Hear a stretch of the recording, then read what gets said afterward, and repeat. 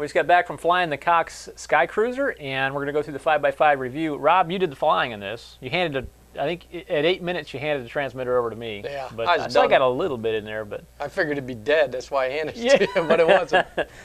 Start off with the build as advertised. Model characteristics build as advertised. Gave it a 5 out of 5. Yep, as easy as it goes. We showed at the beginning. It's simple field assembly. It'll take longer to charge the battery, so. Okay. No brainer. Similar to the other Cox models. Exactly. Just yeah. Only the biggest difference, really, and it sounds silly, there's no screwdriver involved in this one. It literally is just a press fit together, and you're ready to go. So that truly is aimed at me. Well, press fit, friction fit. And if you're that worried about it, but it wasn't. Finish, gave it a 4 out of 5. Yeah, it's a foamy. You know, but we have commented recently on several models, the new decals that they're using, and they're a complete departure from your film type, you know, that you can see as a peel and stick. Right. I don't know how these are applied. I don't even know what they're made out of, but they nestle down into every little crevice, and it just gives it a nice, clean, almost painted on finish. They're almost like a liquid or a heat transfer, something like that. Yeah, exactly. They vacuum form. But it's a nice finish for a fantastic. foam. Yeah. Yeah, nice lines. It's a complementary technology they're using because it works great on this foam. It sticks like glue and nothing comes off or peels off. Yep. All right, power, we gave it a 5 out of 5. Yeah, this thing had a lot of power. I was surprised. I didn't know what to expect when we got the plane. I mean, the Cox models seem to have been doing good with the line, with the revamped line, and so I'm sure that we knew this one was going to do good. But the power was just more than enough. Plenty of authority to do loops from level flight, everything. Yeah, so it was. Had decent climb out. Oh yeah, you could get it up in the air and start catching thermals right away, and you're catching the breeze and stuff. So yeah, and really good run times. But that's down the road. That's down here.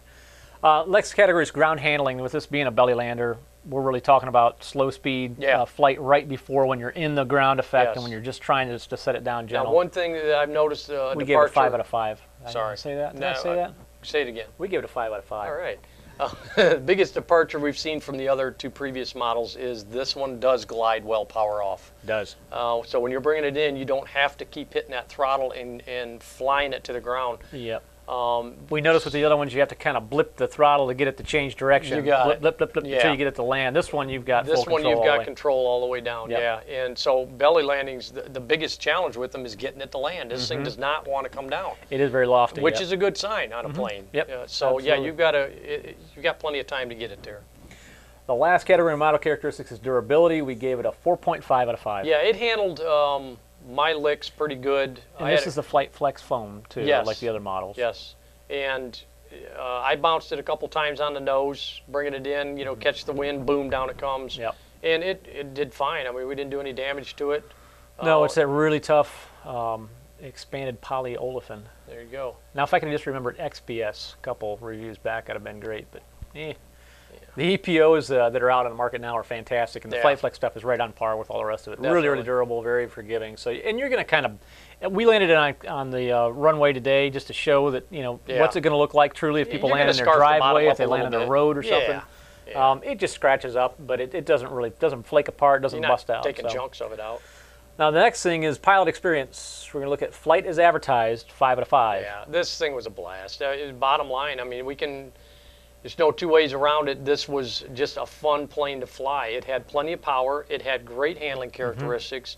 And the nice thing is a plane this size, especially for someone starting out, is you don't have to have a super calm day. This thing does better with a little bit of wind. Right. A little bit, you know, just a nice breeze. Now this doesn't say trainer on the box, but it does say beginner plane. Yeah. Which I think we both unanimously agree that it's an excellent beginner plane. Sure it is. But when you look at it as a trainer, you know, there's the argument of start off with a 4-channel trainer or go with a 3-channel trainer. As a 3-channel trainer platform, I think you and I would also both agree that this would be a perfect park choice for somebody because you've got that slower glide control capability all the way down to the ground. You can fly it all the way down to the ground, which is a surprise for both of us. A little bit slower is the thing. That's the main thing. And I think we went in thinking, all right, this is going to be along the lines of, you know, the Extra and the Sky Ranger. Yeah. And, you know, and I think once we got it up and started flying it, we realized not only is this the most, has the widest flight envelope of the 3 planes when it comes to slow speed performance or handling and high speed handling.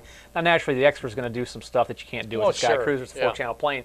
But this this thing is amazing. I mean, we really both were shocked, like, oh my gosh, looked over grinning, and you know, you kind of put yourself in check, like, is this really doing this? So when you gave it full throttle, it hauled. It moved along real good, and not out of control.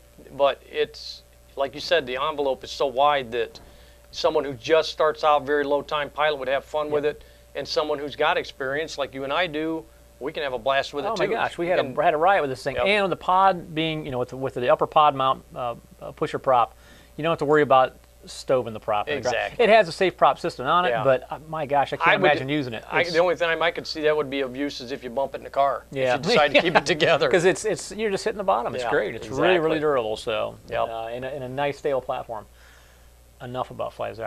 I drug you through that. That's pretty all right. briefly. That's okay. Flight time, we gave it a 5 out of 5. Yeah, I flew it for what? I handed you the sticks at 8 minutes. I looked at my watch. It'd been 8 minutes. I assumed that you know, we'd have a minute or two left on it, and you put that thing through a lot more full throttle flying than I did. Oh yeah. For the review, and we still flew it until we just got, you know. Yeah, we were done. We had to go review another plane. Yeah. I probably spent a good 3.5 minutes just hammering the throttle after you flew for 8 minutes. Still didn't see any noticeable drop in power. No, there was still something left. Yeah, there was. It might have been 4 seconds away from the cutoff, but it still was hauling pretty well. So you're gonna if you're a beginner on something like this, you're not gonna run out of battery before you're tired of flying it. I was surprised. It's a 250 milliamp pack. That's a 7.4 volt. So of course your amperage draw is going to well, it's a clean airframe.